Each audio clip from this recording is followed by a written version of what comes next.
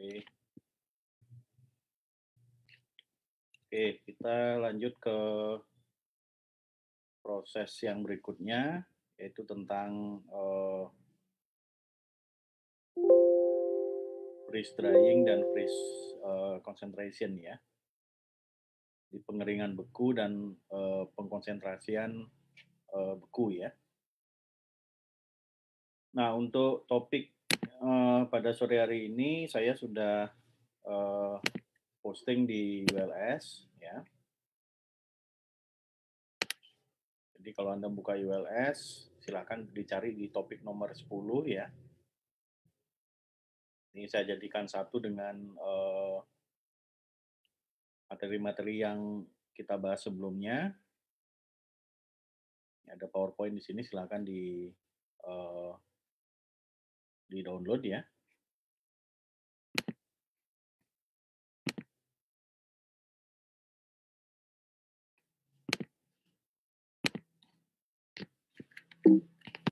Baik, jadi topik kita adalah tentang freeze drying dan freeze konsentrasi ya. Jadi intinya kedua proses ini merupakan proses yang dilakukan untuk melakukan pengawetan pada bahan pangan. Recording in progress. Jadi freeze drying itu merupakan proses pelepasan air dari suatu produk dengan cara melakukan proses sublimasi dari es menjadi uap air ya. Jadi proses yang terjadi adalah proses pengubahan uap air menjadi gas ya. Jadi tanpa melalui tahapan perubahan dari uap ke cair, tapi langsung dari uap ke gas atau yang biasa kita sebut dengan proses penyubliman ya. Nah, tentunya untuk produk pangan, cara pengeringan yang seperti ini umumnya dinilai cukup berhasil untuk mendapatkan kualitas tertinggi dari produk yang kita masukkan ke dalam alat freeze drying maupun freeze concentration ya. Nah, pada freeze drying atau biasa kita namakan sebagai proses pengeringan secara pembekuan ya. Jadi bahan itu terlebih dahulu kita bekukan, kemudian air kita keluarkan dari bahan melalui proses sublimasi. Jadi prosesnya adalah perubahan dari bahan padat menjadi uap. Ya. Kemudian proses ini dilakukan dalam keadaan vakum. Biasanya tekanannya itu lebih kecil dari 4 mm Hg ya. Kemudian suhu yang digunakan pada proses freeze drying itu adalah sekitar minus 12 derajat Celcius. Sehingga dengan menggunakan cara pengawetan secara freeze drying, ini bahan pangan akan terhindar dari kerusakan secara kimiawi maupun secara mikrobiologis ya. Sehingga bahan pangan yang sudah kita keringkan itu mempunyai cita rasa yang tetap ya. Kemudian daya rehidrasinya yang baik ya, kemudian juga nilai gizinya relatif tidak berubah ya. Jadi ini biasanya kita gunakan untuk mengeringkan bahan pangan yang mahal ya, seperti kopi atau ekstra kopi ya. Kemudian kita gunakan untuk mengeringkan jamur atau mushroom. Kemudian juga kita pergunakan untuk mengeringkan jus buah ya, khususnya jus buah yang menggunakan buah-buah yang cukup langka ya. Jadi pada intinya proses ini biayanya cukup mahal gitu ya. Itu yang freeze drying. Nah, untuk yang kedua yaitu freeze concentration atau konsentrasi beku ya. Ini biasanya banyak digunakan untuk melakukan proses pre-konsentrasi ekstrak ya. Contohnya misalkan ekstrak kopi sebelum kita masukkan ke dalam alat berikutnya yaitu alat freeze drying. Jadi selain kita gunakan untuk meningkatkan konsentrasi dari ekstrak ya, atau konsentrasi dari solut. Contohnya misalkan ekstrak kopi ya, ini juga bisa kita pergunakan untuk meningkatkan kandungan alkohol dari wine ya. Kemudian juga kita gunakan juga sebagai tahap penyiapan pada eh, jus buah maupun cuka atau vinegar ya. Jadi intinya di sini proses pengkonsentrasian beku itu biasanya dipergunakan sebagai tahap awal sebelum bahan dikeringkan dalam proses freeze drying.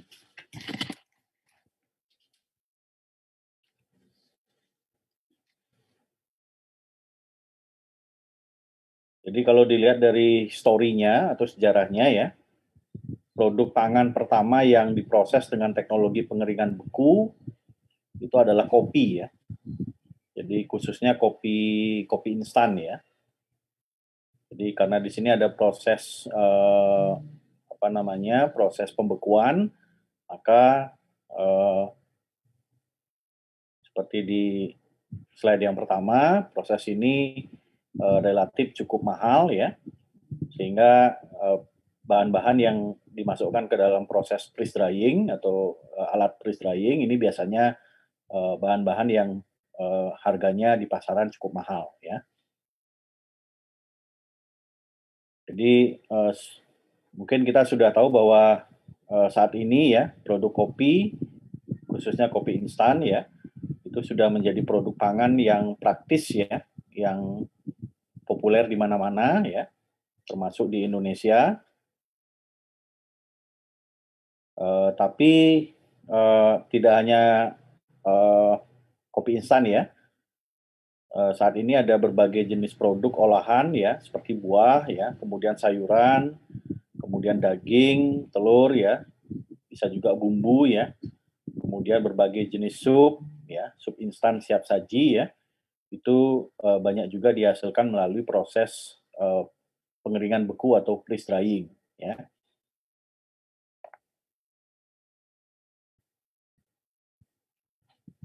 Jadi produknya sudah cukup banyak variasinya ya. Namun demikian ya, teknologi pengeringan beku ini sangat berperan penting pada pengembangan dan produksi berbagai jenis produk inovatif lain ya. Jadi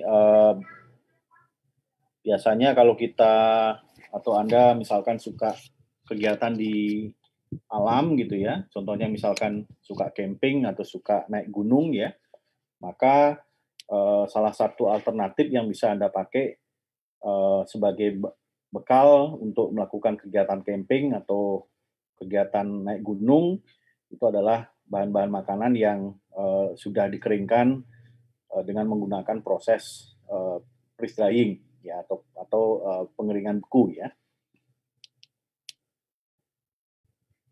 Atau bisa juga kegiatan lain misalkan ekspedisi ke luar angkasa ya, kemudian vaksin ya. Contohnya misalkan vaksin yang sekarang banyak dibutuhkan adalah vaksin COVID-19 itu untuk proses pengawetan itu bisa saja kita menggunakan proses freeze drying untuk supaya vaksin yang akan digunakan itu bisa bertahan lebih lama ya. Nah, pada prinsipnya ya berbagai bahan pangan yang cocok ya kemudian relatif mudah untuk proses pengeringan beku itu adalah produk pangan yang eh, eh, bentuknya itu bisa dalam bentuk larutan ya, atau bisa juga kalau kita punya daging ya, tapi dagingnya mungkin lapisannya tidak terlalu tebal atau lapisan tipis dari daging. Kemudian irisan buah atau sayuran ya, atau bisa juga buah sayuran yang utuh ya, tapi ukurannya tidak terlalu besar ya. Itu semua bisa kita awetkan dengan menggunakan proses pengeringan beku atau freeze drying.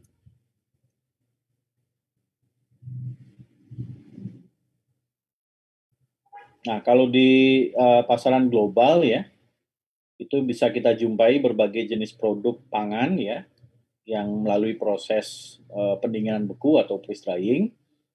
Itu contohnya misalkan udang ya, baik yang udang itu udang bentuknya utuh maupun potongan ya. Kemudian juga daging kepiting, kemudian lobster ya, kemudian daging-daging yang lain misalkan daging sapi atau daging ayam itu banyak kita jumpai dalam bentuk sudah kering yang itu dikeringkan dengan menggunakan proses pengeringan beku atau freeze drying. Atau ada juga campuran aneka sayur ya yang merupakan bagian-bagian dari sup ya.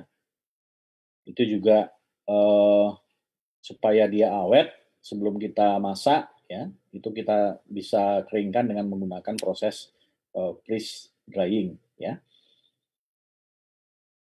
Jadi intinya proses pengeringan beku ini bisa kita gunakan untuk mengawetkan berbagai jenis bahan ya, baik itu bahan yang berasal dari tumbuh-tumbuhan maupun berasal dari hewan gitu ya. Nah, secara teori ya, sesuai dengan namanya gitu ya. Jadi freeze drying ya. Jadi prinsip dari teknologi freeze drying ini adalah tentunya dimulai dengan proses pembekuan bahan pangan ya. Kemudian dilanjutkan dengan proses pengeringan. Jadi ada dua proses. Yang pertama adalah proses pembekuan, kemudian yang kedua adalah proses pengeringan. Jadi intinya pada proses pengeringan ya yang sudah kita pelajari sebelumnya, tujuan utama kita adalah menghilangkan kandungan air di dalam bahan sehingga eh, konsentrasi air itu menjadi berkurang ya atau hilang sama sekali sehingga akan menghambat pertumbuhan mikroorganisme yang dapat merusak bahan ya. Jadi itu fungsi dari uh, kita melakukan proses pengeringan baik itu menggunakan metode pengeringan yang konvensional yang sudah kita bahas pada minggu-minggu sebelumnya maupun dengan menggunakan proses pengeringan beku atau freeze drying. Jadi prinsipnya adalah kita memisahkan atau mengeluarkan hampir sebagian besar air dalam bahan yang terjadi melalui mekanisme sublimasi atau penyubliman ya. Jadi air itu kita ubah ke dalam es bentuk bentuk padatan ya. Kemudian kita proses dalam alat freeze dryer sehingga dia akan berubah fasenya langsung menjadi fase uap gitu ya. Jadi tidak melalui fase cair tapi langsung melalui fase padat langsung menuju ke fase uap atau biasa kita sebut sebagai proses penyubliman. Jadi prinsipnya adalah di sini yang paling utama yang perlu kita lakukan adalah kita memahami apa yang terjadi ketika bahan itu kita bekukan atau kita freeze ya. Kemudian setelah itu partikel-partikel air yang sudah berubah fase menjadi berubah fase menjadi partikel atau padatan ini bisa berubah langsung menjadi uap air ya. Nah, proses pengeringan beku atau freeze drying itu dapat kita jelaskan dengan menggunakan diagram fase air ya. Jadi kalau Anda ingat diagram fase air atau di sini bisa kita temukan juga di textbook Velo ya. Kalau saya menggunakan edisi yang lama itu ada di gambar 22.1 ya. Jadi chapter 22 gambar 1 ya.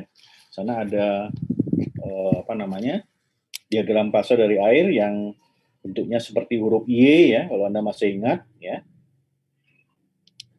Nah, dari diagram fase itu kita bisa tahu bahwa dengan mengendalikan kondisi tekanan ya dan juga mengendalikan kondisi suhu ya, air itu bisa berada pada fase gas atau uap ya, kemudian bisa juga berada pada fase cair dan juga bisa berada pada fase padatan, ya. Jadi 3 fase ini yang, mungkin terjadi, pada setiap komponen atau setiap, senyawa kimia gitu ya. Tapi di sini kita ambil contohnya H2O karena yang ingin kita hilangkan pada proses pengeringan beku ini adalah, eee, hampir seluruhnya adalah, komponen H2O atau air. Nah, pada kondisi tertentu ya, kalau Anda lihat di diagram fase dari air di, gambar 22.1 ya. Nah, pada kondisi tertentu ya, pada kondisi tertentu, eee, kalau misalkan saya ambil contoh misalkan kondisi tekanannya adalah 610 Pascal ya, atau 4,5, Torr ya tekanannya, kemudian suhunya 0 derajat Celcius, maka kita bisa katakan air itu ada pada kondisi kesetimbangan antara uap, air, dan padatan, ya. Atau di pelajaran termodinamika ataupun pelajaran eh, neraca massa energi ya dulu ya, itu kita menyebutnya suhu 0 derajat Celcius, tekanan 4,58 torr atau 600 maaf, atau 610,5 Pascal, itu air berada pada titik triple ya, atau kita sebut sebagai triple point. Jadi pada titik triple atau triple point ini kita katakan bahwa senyawa H2O atau air itu berada pada kondisi kesetimbangan antara 3 fase, yaitu fase padat, kemudian fase cair, dan fase uap ya.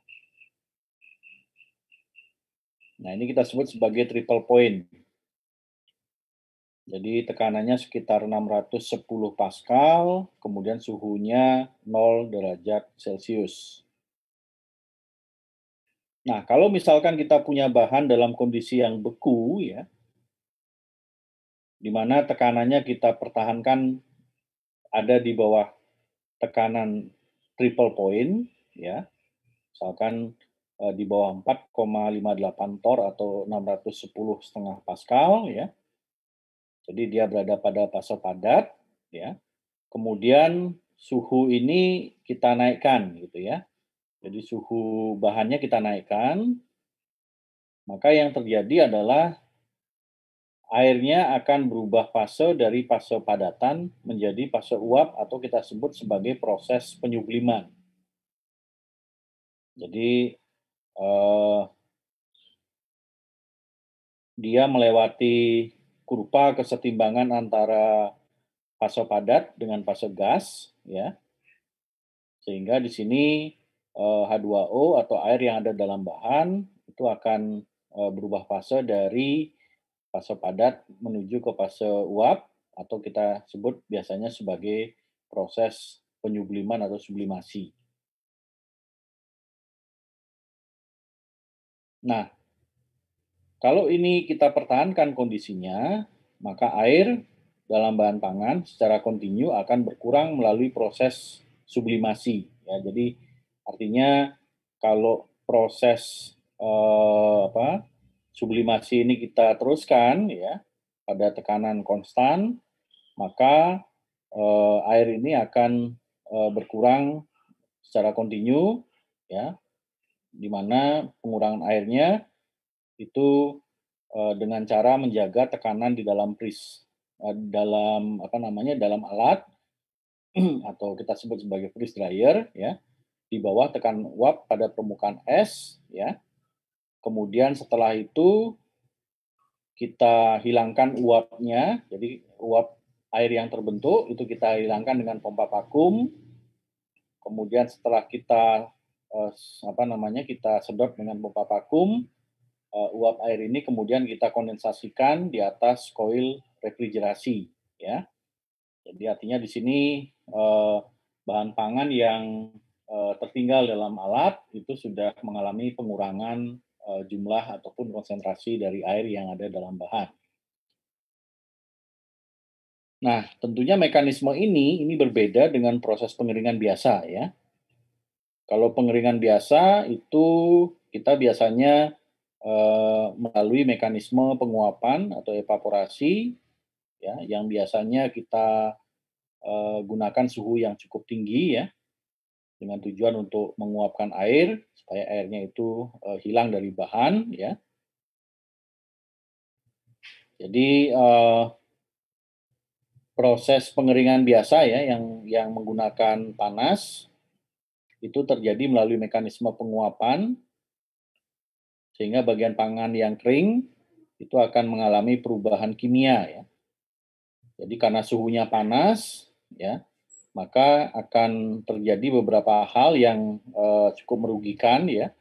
Misalkan akan terjadi proses, gelatinisasi ya, kemudian akan terbentuk karamel atau karamelisasi gula, kemudian ada kemungkinan protein-protein yang tidak tahan terhadap suhu yang cukup tinggi, ini akan mengalami proses yang kita sebut sebagai denaturasi, protein.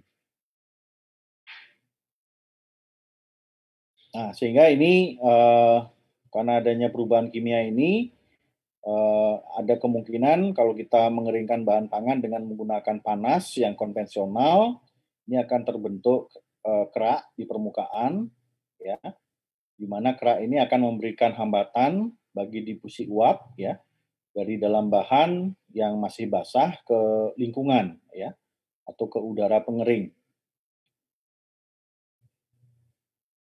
Sehingga kalau kita, menggunakan proses atau alat pengering yang konvensional, yang menggunakan panas, ya, ini, akan mengakibatkan produk yang bagian luarnya kemungkinan sudah kering, ya, atau bahkan terlalu kering, ya, kemudian menjadi kerak, ya, tetapi bagian tengahnya mungkin masih mengandung air atau cukup basah, gitu ya. Jadi artinya kalau kita berikan suhu yang cukup tinggi, ya, maka bagian luar dari bahan pangan ini akan mengalami, expose terhadap panas yang terus-menerus, sehingga ada kemungkinan mengalami perubahan kimia dan yang paling, akhir nanti akan terbentuk, perubahan atau akan terjadi perubahan pada struktur dari permukaan luar bahan, di mana permukaan luar itu akan, kemungkinan membentuk kerak gitu ya. Jadi bagian luarnya mungkin kering, tapi bagian dalamnya mungkin masih basah ya. Nah ini biasanya kalau pada proses pengeringan yang konvensional yang menggunakan, udara pengering yang suhunya cukup tinggi, proses pembentukan kerak ini kita sebut sebagai proses case hardening ya. Jadi case itu maksudnya, eee, casing gitu ya. Jadi, penutup bahan. Jadi bagian luar dari bahan ini mengalami hardening atau pengerasan ya, sehingga terbentuk, kerak ya di permukaan, sehingga nanti secara struktur dan secara, apa namanya, morfologi ya, eee kemungkinan bahan pangan itu akan, mengalami perubahan dari sisi morfologi maupun, apa, penampakannya gitu ya, kalau kita menggunakan, eee metode drying yang konvensional ya. Nah, kalau di proses pengeringan beku ya, ini mekanisme yang terjadi yang sudah kita sebutkan tadi adalah mekanisme sublimasi ya. Sublimasinya juga terjadi pada suhu yang cukup rendah ya. Karena kita, melakukan proses, freeze drying, jadi artinya, suhu yang kita pergunakan juga suhu yang rendah gitu ya. Sehingga karena kita menggunakan suhu yang rendah, maka proses yang terjadi pada pengeringan konvensional itu, eee, tidak akan terjadi pada proses pengeringan dengan menggunakan, pengeringan beku atau freeze drying ya. Jadi proses seperti pembentukan gelatin atau gelatinisasi kemudian pembentukan karamel atau karamelisasi, kemudian denaturasi protein. Ini pada proses freeze drying ini kemungkinan besar tidak akan terjadi.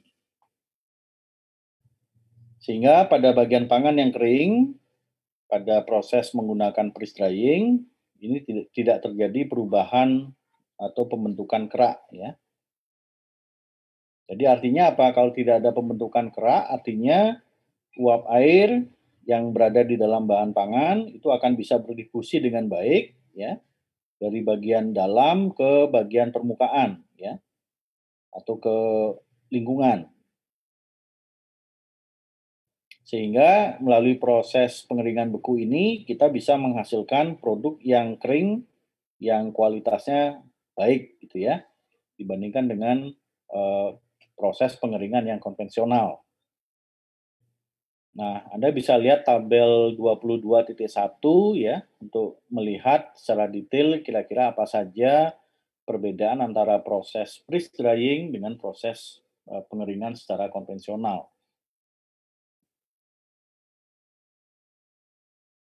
Sampai di sini kira-kira ada pertanyaan?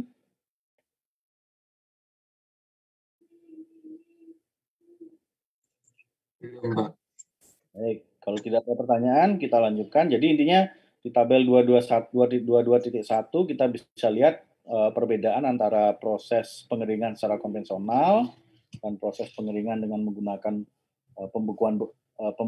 pengeringan beku atau freeze drying, di mana intinya adalah masing-masing masing-masing alat atau masing-masing teknologi itu punya kelebihan dan kekurangan ya. Contohnya misalkan seperti yang sudah kita bahas tadi bahwa kalau kita menggunakan metode pengeringan konvensional ya yang menggunakan udara pengering itu akan sering menghasilkan permukaan bahan yang keriput gitu ya. Ya artinya karena ada proses case hardening tadi sehingga permukaannya menjadi keriput ya. Kemudian kurang berpori ya. Kurang memiliki pori karena adanya perbedaan antara proses difusi di dalam bahan dengan bagian luar ya. Kemudian densitasnya juga lebih tinggi ya, yang konvensional. Kemudian warnanya cenderung agak gelap kalau yang pengeringan dengan menggunakan metode pengeringan konvensional ya. Nah, sementara yang pengeringan beku ini karena tidak ada proses case hardening ya, pengerasan pada bagian luar ya, maka permukaan dari bahan yang melewati alat freeze drying atau freeze dryer ini permukaannya tidak ada bagian yang mengalami keriput gitu ya. Jadi bahannya itu cenderung secara morfologi lebih bagus gitu ya. Kemudian karena maaf, karena dengan freeze drying itu biasanya proses pengeringannya lebih efektif ya. Jadi secara umum densitas bahan yang melewati proses freeze drying ini densitasnya lebih rendah ya. Kemudian warnanya juga normal ya. Jadi artinya hampir tidak ada perubahan antara bahan yang masuk dengan bahan yang keluar ya. Kemudian secara prinsip kandungan-kandungan nutrisi ya kandungan flavor atau aroma yang terkandung dalam bahan setelah melewati freeze drying ini relatif tidak berubah atau tidak hilang ya. Itu yang terkait dengan perbedaan antara proses freeze drying dengan pengeringan yang konvensional ya.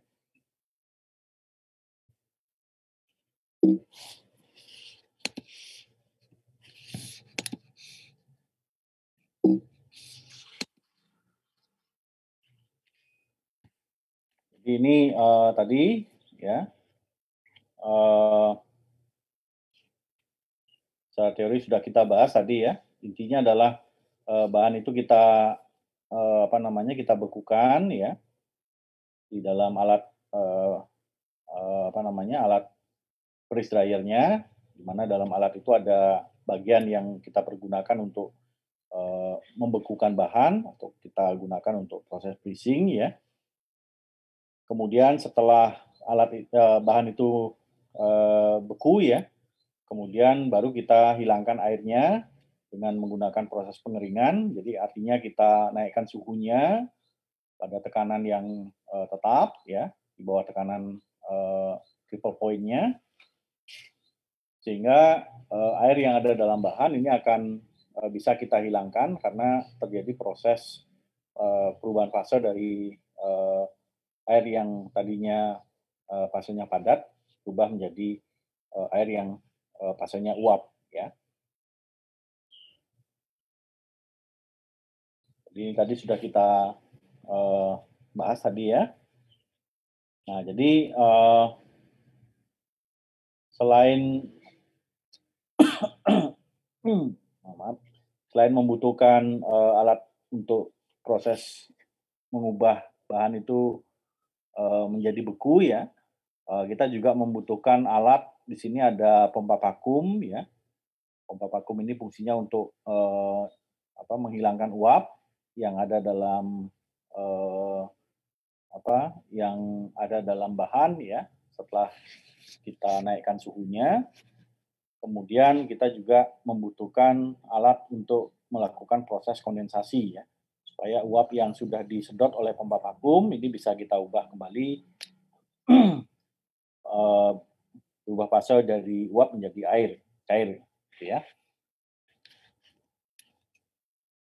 Jadi intinya nanti setelah proses pengeringan ini artinya uap air ini bisa berpindah dari bahan pangan ya.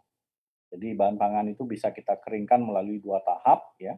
Yang pertama itu dengan sublimasi ya, menghilangkan sekitar 15% kandungan air. Kemudian kita lanjutkan dengan proses pengeringan secara evaporasi ya. Jadi kita uapkan ya sampai mencapai kandungan airnya itu bisa berada antara atau sekitar 2% ya. Jadi intinya dengan menggunakan proses pengeringan beku, ini ada beberapa keuntungan ya, tapi nanti kita lihat tentunya dari sisi investasi ini kalau kita bandingkan dengan alat yang pengering konvensional, yang freeze drying ini tentunya membutuhkan investasi yang jauh lebih mahal ya.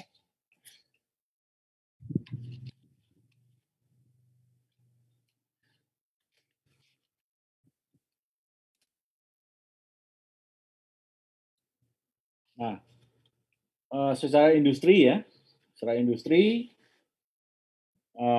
fasilitas pengolahan dengan teknik freeze drying atau pengeringan beku ya, ini membutuhkan space yang cukup besar ya, kemudian juga membutuhkan peralatan yang bisa dikatakan cukup cukup sophisticated atau kompleks ya. Jadi kalau dibandingkan dengan proses pengeringan yang konvensional menggunakan udara panas maupun menggunakan permukaan yang sudah dipanaskan, maka proses freeze drying ini tentunya cocok kita pergunakan untuk mengolah bahan yang secara nilai jual nanti ketika sudah jadi produknya, ini harganya di pasaran cukup mahal gitu ya. Jadi kalau harganya tidak terlalu mahal, mungkin kalau kita gunakan pengeringan dengan menggunakan freeze drying, nanti secara hitungan ekonomi nanti tidak akan untung gitu ya.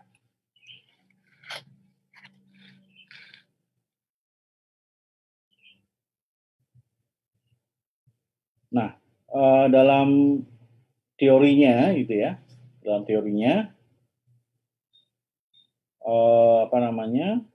tiap-tiap bahan itu memiliki temperatur atau suhu yang bisa dikatakan suhu limit atau batas ya.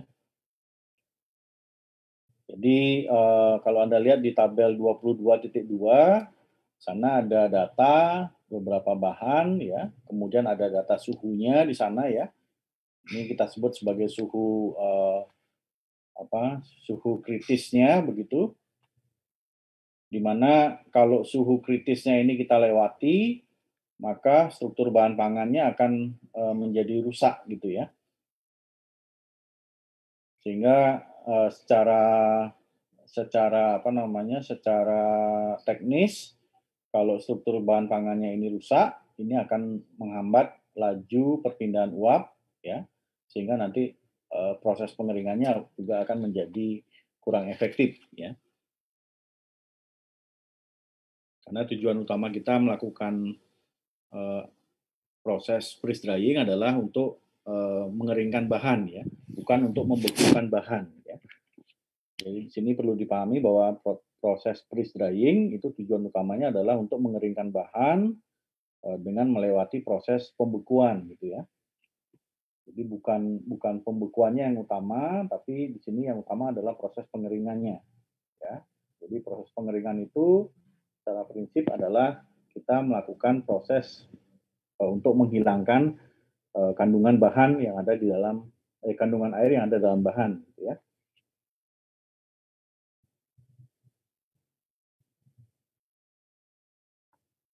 Nah, kalau di industri,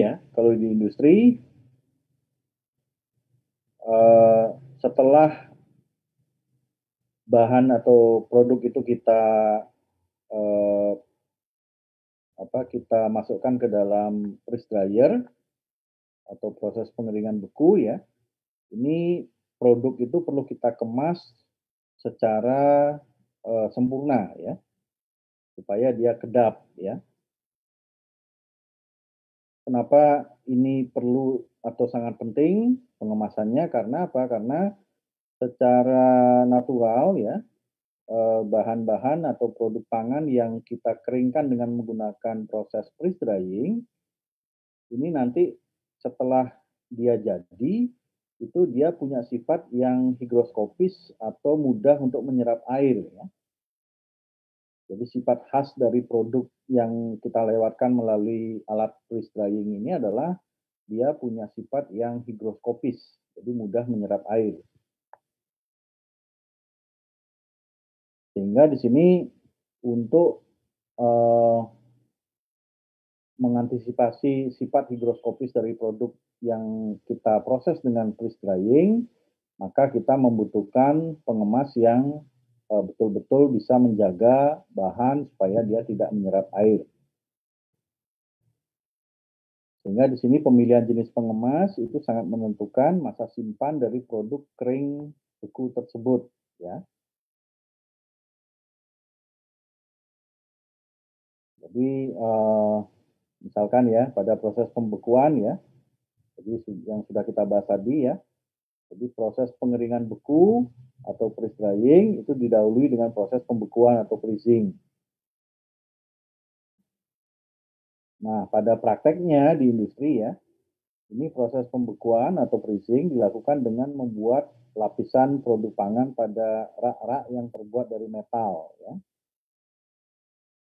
Jadi untuk produk yang telah mengalami pendinginan atau pembekuan, ini rak yang kita gunakan, ini sebaiknya juga kita dinginkan terlebih dahulu, sehingga tidak terjadi proses pelelehan pada produk ya. Di pelelehan ini kita sebut juga sebagai proses thawing ya. Kalau Anda masih ingat ketika kita membahas tentang freezing pada minggu-minggu sebelumnya, itu lawan dari freezing adalah thawing ya. Jadi freezing itu membentuk lapisan es di permukaan bahan, kalau thawing itu adalah menghilangkan lapisan es di permukaan bahan. Nah, contoh misalkan kalau kita punya produk kopi ya, jadi, misalkan kita seduh kopi dalam bentuk larutan kental ya, kemudian kita tuangkan dalam nampan datar yang lebar ya, kemudian nanti, eee, rak atau nampan ini kita masukkan ke dalam freezer dengan suhu yang sangat rendah ya. Jadi nanti produk, ataupun kopi yang sudah kita masukkan ke dalam freezer, ini akan membeku dengan cepat ya, sehingga akan menghasilkan produk beku yang secara struktur itu tidak rusak gitu ya. Jadi secara struktur, morfologi maupun teksturnya tidak berubah ya. Nah, secara umum di sini biasanya kualitas produk ditentukan oleh kualitas produk bekunya, gitu ya. Jadi faktor utama ketika kita melakukan proses pembekuan untuk atau yang bisa mempengaruhi mutu dari produk yang untuk produk yang kita kering bekukan atau kita freeze drying itu adalah faktor kecepatan pembekuan ya. Nah, secara umum biasanya proses pembekuan yang kita bahas di topik tentang pembekuan atau freezing, ini ada 2 jenis ya. Jadi yang pertama adalah pembekuan yang cepat ya, dengan menggunakan suhu yang sangat rendah ya, sehingga waktu pembekuannya itu bisa berlangsung dengan cepat. Kemudian yang kedua adalah proses pembekuan yang lambat ya. Biasanya kita gunakan suhu yang tidak tidak tidak sebesar yang pembekuan yang cepat tadi ya. Jadi waktu pembekuannya menjadi lebih lama. Nah, kemudian nanti setelah proses pembekuan ya, ini kita bicara di industri ya. Jadi proses pengeringan atau di sini bisa kita sebut sebagai proses penyubliman karena yang berubah adalah air dalam fase padat berubah menjadi air dalam fase uap ya. Ini kita lakukan dengan cara kita masukkan produknya, produk yang sudah beku ya, itu ke dalam ruangan yang punya tekanan yang bisa kita katakan tekanan vakum ya. Jadi artinya di sini pada diagram fase air itu suhu dan tekanannya kita pertahankan berada di bawah eh, atau sorry ya suhu dan tekanannya itu berada di bawah apa namanya di bawah critical point ya supaya dia berada pada fase padat ya.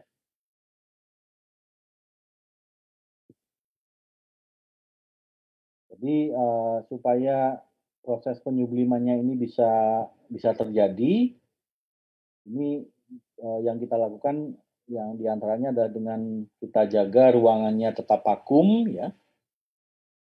Jadi vakum itu adalah tekanan di bawah tekanan atmosferik ya. Kemudian suhu ini kita naikkan secara terkontrol sampai mencapai sekitar suhu ruang gitu ya. Sehingga nanti dengan tekanan vakum, kemudian suhunya suhu ruang, ini eh, air yang tadinya berada pada fase padat membentuk es gitu ya, itu akan berubah fase langsung menjadi uap ya, atau kita sebut sebagai proses sublimasi. Jadi seperti yang tadi, nanti setelah uap ini terbentuk, kita kita pompa dengan pompa vakum, kita sedot ya, kemudian uapnya kita kondensasikan ya, sehingga nanti uap air ini tidak akan berinteraksi lagi dengan bahan yang sedang kita keringkan ya. Jadi artinya tidak ada kemungkinan uap air yang sudah menyublim tadi itu akan kembali masuk ke dalam bahan pangan karena dia sudah kita pisahkan, sudah kita sedot dengan pompa vakum, kemudian kita kondensasikan. Nah, karena di sini faktor suhu menjadi sangat penting pada proses freeze drying, maka di sini kita perlu menentukan suhu es yang maksimum, kemudian minimum suhu kondensor dan tekanan minimum chamber yang akan mengontrol laju perpindahan massa ya. Jadi kita harus melakukan kontrol terhadap suhu dari H2O fase padat, kemudian suhu dari proses kondensasi setelah H2O-nya berubah menjadi fase uap, kemudian tekanannya juga perlu kita kontrol ya. Karena ini akan mempengaruhi seberapa banyak uap air yang bisa kita hilangkan dari dalam bahan. Nah, sebagai contoh misalkan Anda bisa lihat persamaan 22.1, 22.2 dan juga contoh soal yang ada di example yang ada di textbook yang muncul setelah persamaan 22.1 dan 22.2.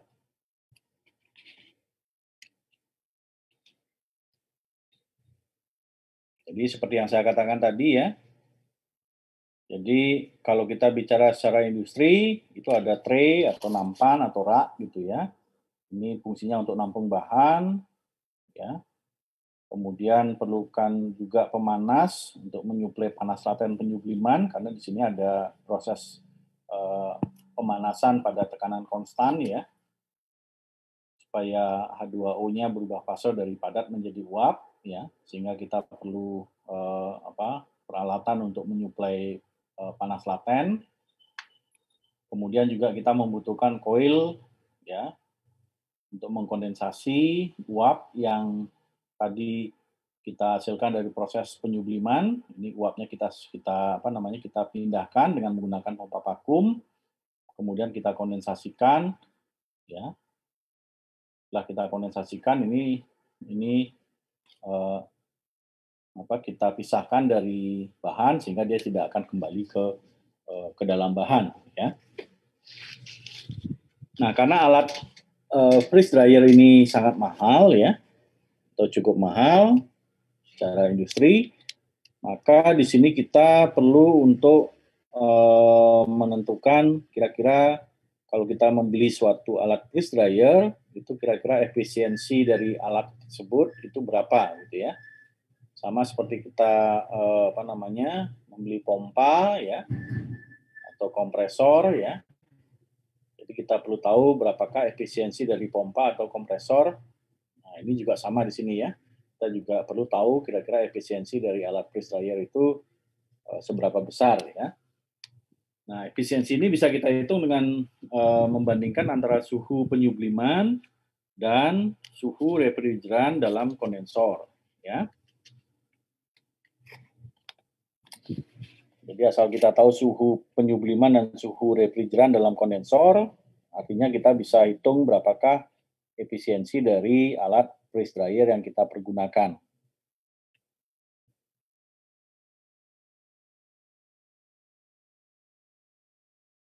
Nah, itu tentang alat freeze dryer ya. Nah, kalau dilihat dari sisi perpindahan panas atau heat transfer ya, pada proses pengeringan beku atau freeze drying, yang dominan itu terjadi adalah perpindahan panas secara konduksi dan radiasi ya. Jadi konduksinya itu timbul karena kita membutuhkan panas untuk intinya membutuhkan panas supaya air dalam bahan itu bisa menguap gitu ya, atau bisa bisa bisa berubah fase dari padatan menjadi uap ya, sehingga di sini kita eh, melibatkan panas secara konduksi dan juga ada panas secara radiasi ya. Ini contoh beberapa peralatan freeze dryer ya. Jadi ada contact freeze dryer, accelerated freeze dryer, kemudian menggunakan radiasi, bisa juga menggunakan panas dari microwave dan dieelektrik ya. Nah, tapi intinya di sini kalau kita melakukan proses pengeringan beku atau melakukan proses freeze drying, sekali lagi setelah produk itu kita keringkan dengan menggunakan metode freeze drying, maka di sini ada kebutuhan untuk pengemas ya yang sangat dibutuhkan supaya bahan itu bisa tetap kering ya. Karena seperti yang saya sampaikan tadi bahwa bahan-bahan atau produk yang mengalami proses pengeringan beku ini biasanya sifatnya sangat higroskopis, jadi mudah menyerap air. Jadi faktor penting untuk bisa mempertahankan kualitas, bisa kita katakan kualitas premium ya, karena produknya biasanya harganya cukup mahal ya, dari produk freeze drying ini, itu adalah pengemasan ya. Jadi karena dia punya sifat yang sangat higroskopis atau mudah menyerap air, maka kita membutuhkan proses pengemasan dan pemilihan bahan pengemas yang tepat, ya, sehingga akan mampu melindungi produk dari kemungkinannya menyerap air, ya. Jadi semua proses pengawetan bahan, terutama bahan pangan, itu tujuan utamanya adalah mengurangi konsentrasi air supaya aktivitas air itu menjadi berkurang sehingga eh, laju pertumbuhan mikroorganisme dalam bahan itu menjadi terhambat gitu ya.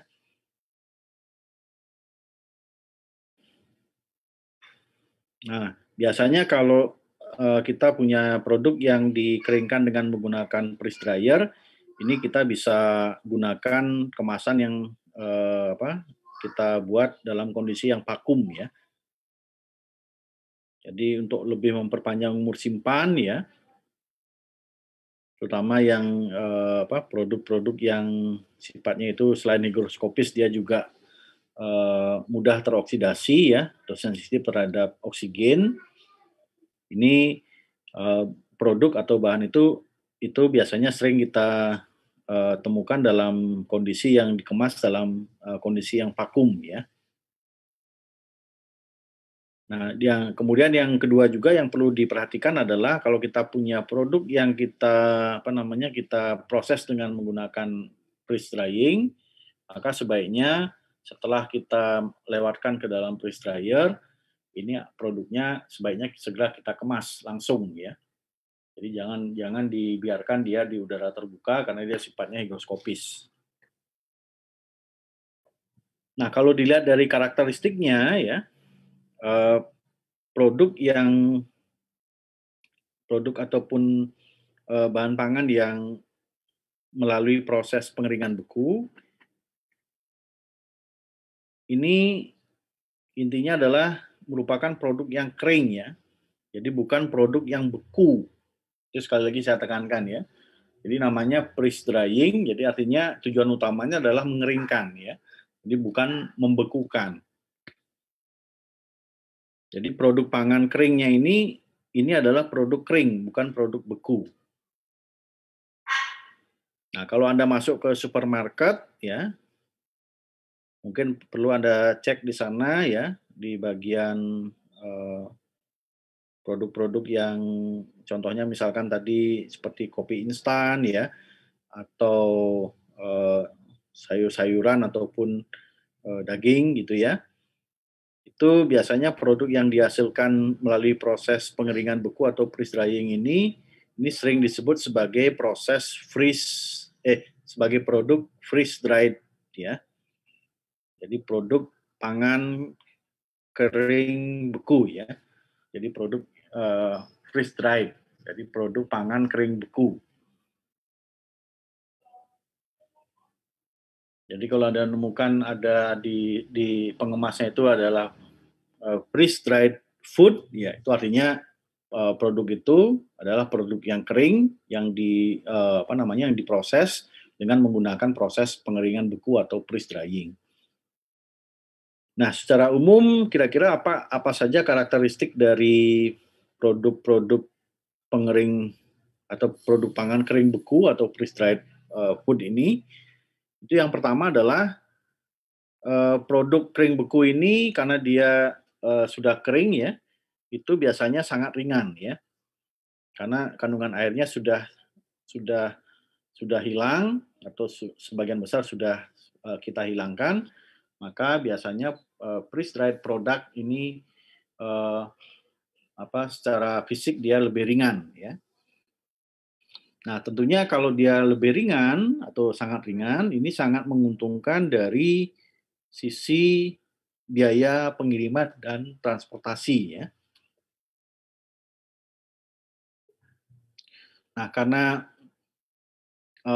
oleh karena itu maka, produk yang melewati alat freeze dryer atau produk yang melewati proses freeze drying ini, menjadi populer gitu ya, terutama bagi orang-orang atau komunitas seperti misalkan komunitas yang suka melakukan camping ya atau eh, apa namanya hiking gitu ya atau mendaki gunung gitu ya.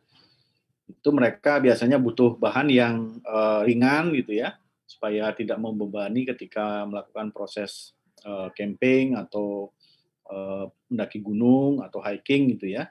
Jadi ini proses produk yang eh, berasal dari proses pengeringan beku ini menjadi sangat sangat populer gitu ya.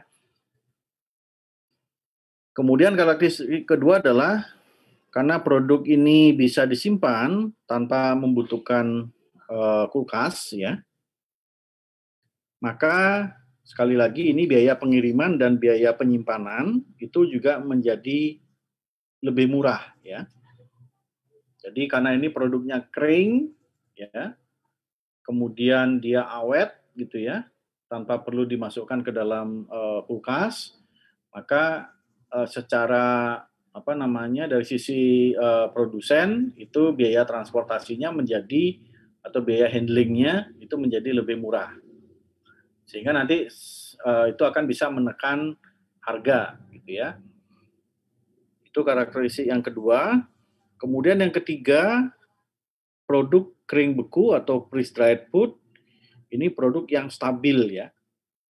Jadi stabil itu artinya dia tidak rentan terhadap apa namanya jamur ya atau apa istilahnya itu eh, kapang gitu ya atau kamir apalagi bakteri ya.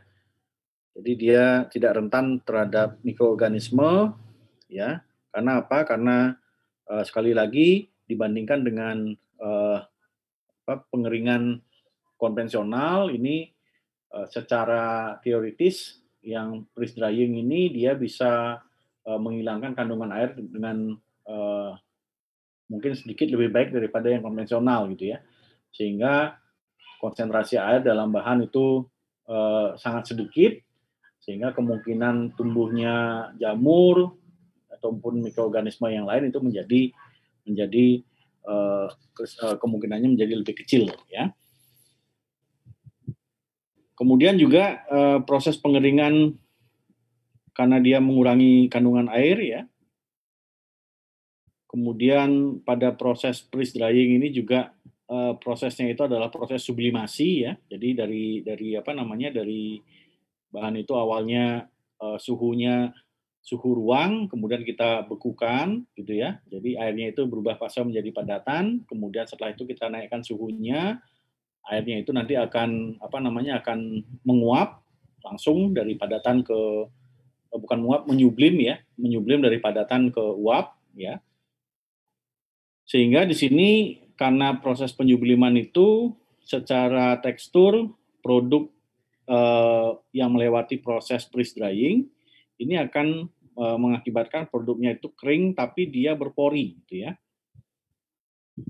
Jadi keuntungan adanya pori ini adalah dia akan mempermudah proses rehidrasi ya. Jadi dengan kata lain ya, artinya karena produk ini berpori dibandingkan dengan lebih berpori daripada bahan atau produk yang dikeringkan secara konvensional, maka kalau kita buka dari kemasannya, dia akan mudah menyerap air karena dia lebih berpori, sehingga ini lebih mudah kita proses lebih lanjut. Jadi kalau dia berpori kan dia mudah menyerap air. Kalau sudah mau kita masak misalkan dia lebih cepat. Misalkan cepat kita kita larutkan gitu ya. Karena dia berpori. Nah, kemudian yang karakteristik yang lain adalah seperti yang ada di sini ya. Jadi secara umum proses freeze drying itu mampu mempertahankan kandungan-kandungan komponen yang terkait dengan karakteristik sensori, kemudian kandungan nutrisinya juga bisa kita jaga ya, karena ini kita lakukan dalam suhu yang sangat rendah ya, sehingga secara apa namanya secara langsung nanti akan mengakibatkan produk pangannya itu menjadi lebih awet untuk kita simpan, ya.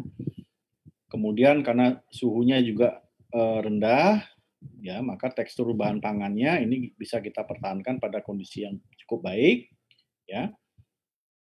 Nah, biasanya kalau kita, eee, apa namanya, kita punya produk yang kita, eee, hasilkan dari proses freeze drying atau pengeringan beku ini malah kehilangan nutrisi itu terjadi pada saat, pre-treatment-nya gitu ya.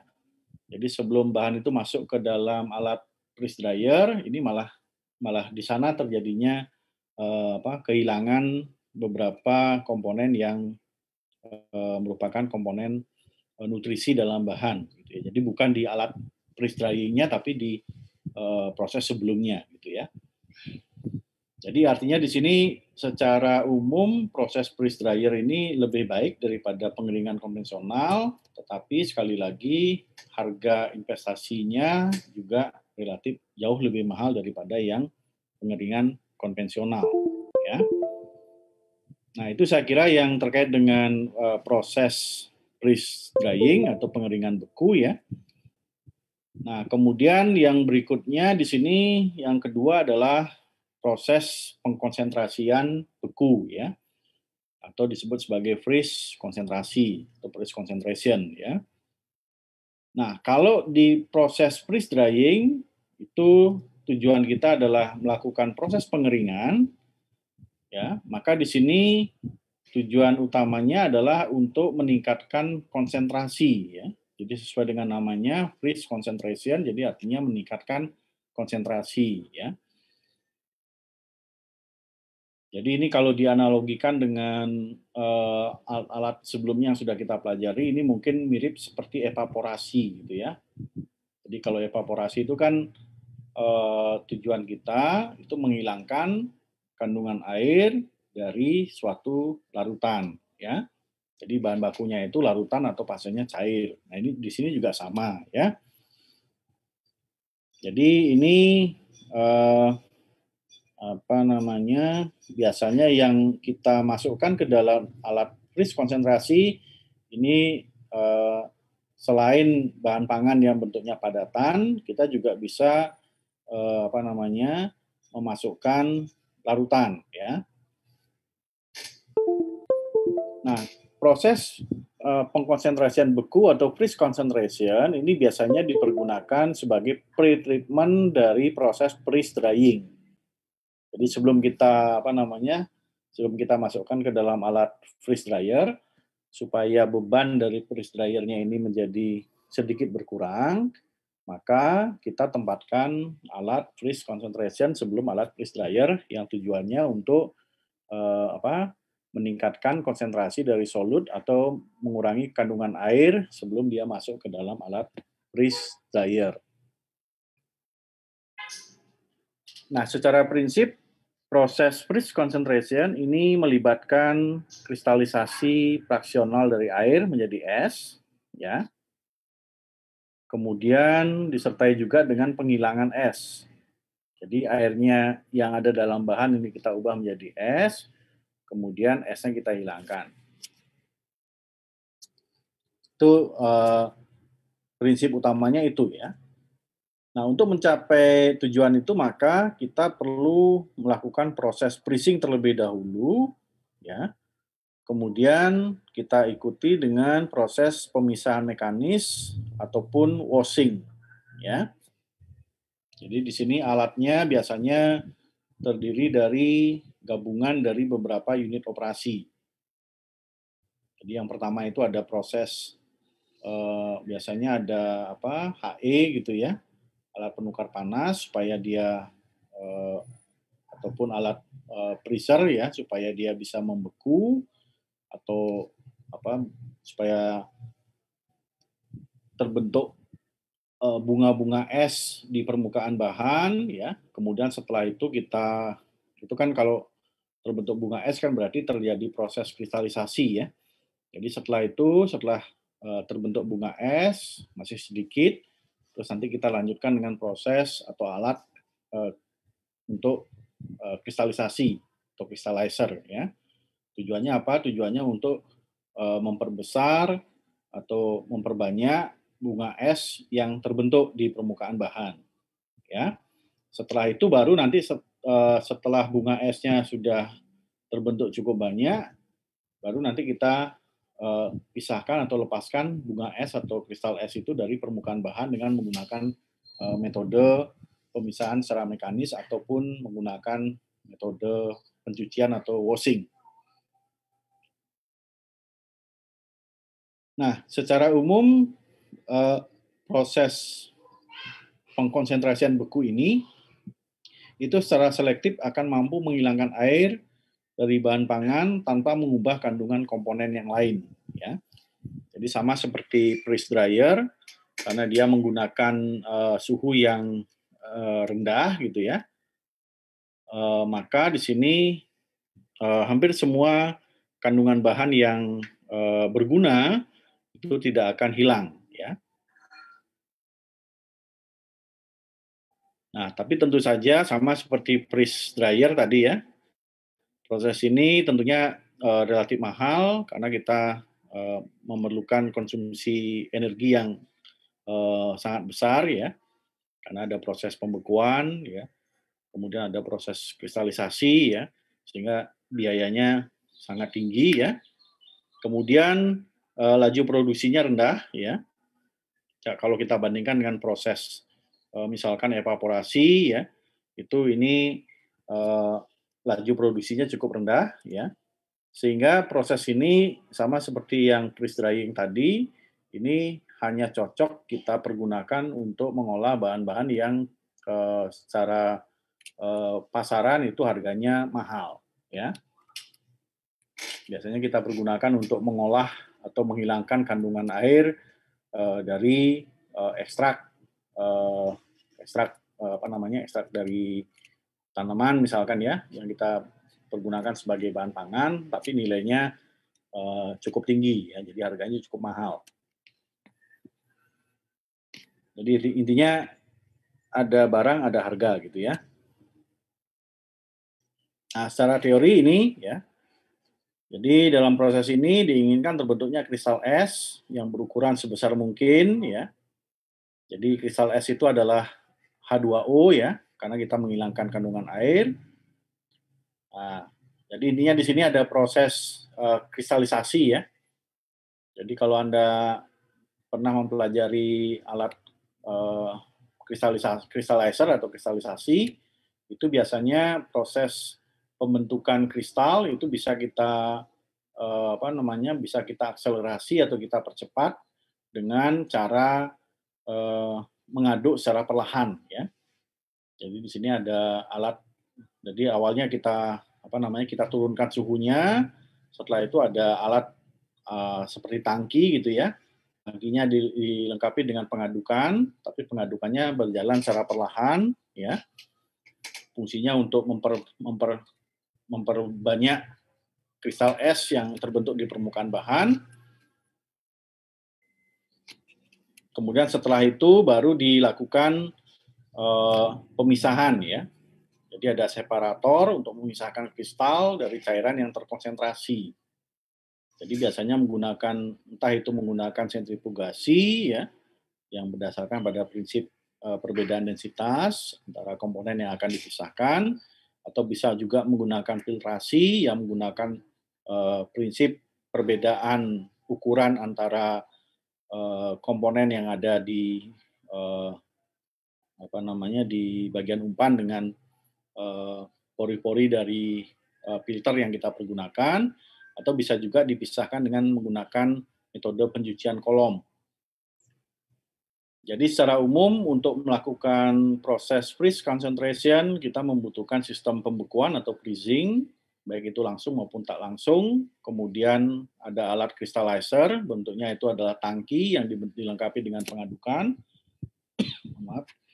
Kemudian ada juga alat untuk melakukan pemisahan atau separator, supaya kristal-kristal esnya itu bisa kita pisahkan dari cairan yang sudah mengalami kenaikan konsentrasi. Ya, itu kira-kira dua topik bahasan yang kita bahas pada hari ini, ya. Mungkin saran saya Anda bisa coba lihat di Velo ya, untuk yang freeze dryer itu mungkin dibaca contoh soalnya di sana ya.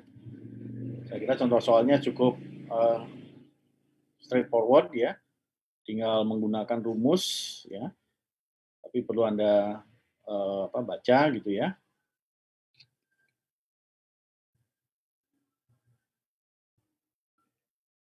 Ya, saya kira itu materi yang saya sampaikan pada hari ini. Mungkin ada pertanyaan atau ada yang belum jelas dari apa yang sudah saya sampaikan.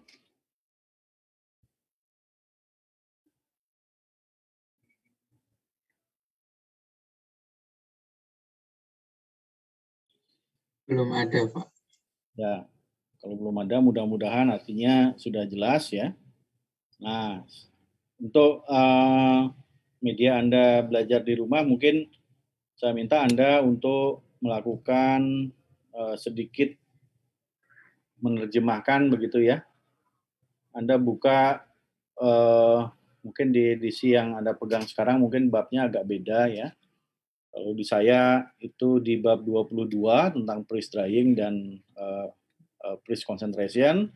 Tapi silakan disesuaikan dengan yang ada di textbook Anda ya. Nah, yang ingin saya minta Anda untuk kerjakan dan mungkin dikumpulkan gitu ya. Itu mohon untuk bisa menerjemahkan tabel 22.1, di mana tabel itu menjelaskan ataupun menyebutkan tentang perbedaan dari konvensional drying dan freeze drying. Ada yang sudah buka textbook?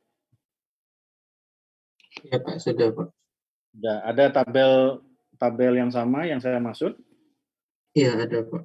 Nah, itu saya minta Anda terjemahkan, kemudian selain menerjemahkan juga tolong diberikan sedikit komentar di masing-masing item, ya. Jadi ini kan di tabelnya ini kan yang dituliskan kan hanya ini ya, pernyataan-pernyataan begitu ya. Nah, saya minta Anda untuk sedikit memberikan 1 atau 2 kalimat untuk masing-masing perbedaan yang disampaikan di sana, untuk bisa memberikan penjelasan kepada saya kira-kira yang dimaksud itu apa gitu ya. Jadi misalkan paling bawah ya, yang konvensional drying itu cost-nya generally low ya. Yang freeze drying cost-nya generally high gitu ya misalkan. Nah, ini yang dimaksud apa gitu ya. Kenapa bisa disampaikan yang cost ininya lebih rendah yang konvensional, yang freeze drying-nya itu cost-nya lebih tinggi. Itu kenapa kok bisa muncul pernyataan seperti itu menurut Anda gitu ya. Jelas yang saya maksudkan ya? Ya, Pak. Ini nanti dikumpul bagaimana ya, Pak? Nah, nanti dikumpulkan, nggak apa-apa kumpulkan minggu depan. Minggu depan kita masih punya 1 kali pertemuan ya. Kumpulkan maksimal minggu depan ya. Hitung-hitung untuk menambah nilai nanti ya. Nanti saya sediakan di ULS. Jadi sebelum kuliah berlangsung itu adalah deadline untuk pengumpulan, ya. Kalau ada pertanyaan nanti kalau ada pertanyaan yang muncul setelah kuliah itu mungkin bisa disampaikan di grup ya. Nah, itu yang pertama. Ya, itu yang pertama.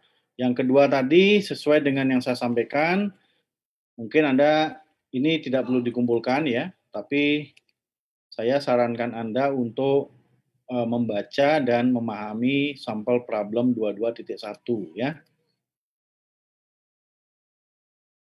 Atau anyway di sana beberapa saya juga nggak tahu. Pokoknya sampel problem yang terkait dengan freeze drying ya. Tolong dibaca ya.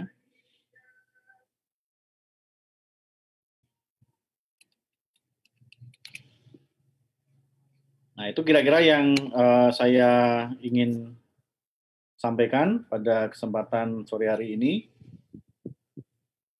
Jika ada pertanyaan, silakan disampaikan sekarang.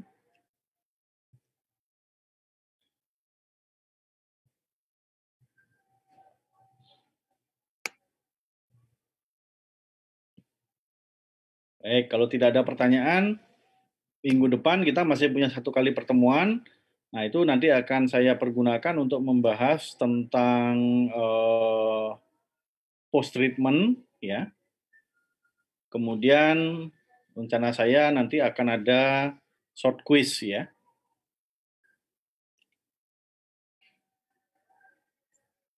Materinya tentang apa, Pak? Short quiz-nya boleh tahu, Pak? Materinya materi saya pokoknya. Oh, berarti dari awal pertemuan dengan Pak Putu ya? Ya. Ya, makasih Pak. Ya, sesuai dengan namanya short quiz, mungkin kita nggak perlu waktu cukup lama, mungkin nggak usah terlalu tegang gitu ya, karena sifatnya juga saya buat open textbook, silakan nanti kalau membutuhkan membuka textbook selama quiz nanti saya persilahkan. Oke, saya kira itu cukup clear ya. Iya Pak. Ya, jadi materi saya untuk minggu depan itu post treatment, kemudian juga ada sedikit pembahasan tentang satu topik tentang pengawetan menggunakan media atmosfer yang terkontrol ya, mungkin tidak terlalu banyak yang akan dibahas di sana. Kemudian ada short quiz. Nah, untuk bahan short quiz intinya adalah materi dari saya masuknya minggu ke-8, minggu 10 sampai minggu ke-13 ya. Jadi materi yang minggu depan nggak masuk ya. Nah, untuk UTS nanti materinya adalah materi saya semua ya. Kemudian materi Bu Yuwana ya. Jadi mungkin Bu Yuwana 1 atau 2 soal, nanti saya mungkin sisanya gitu ya.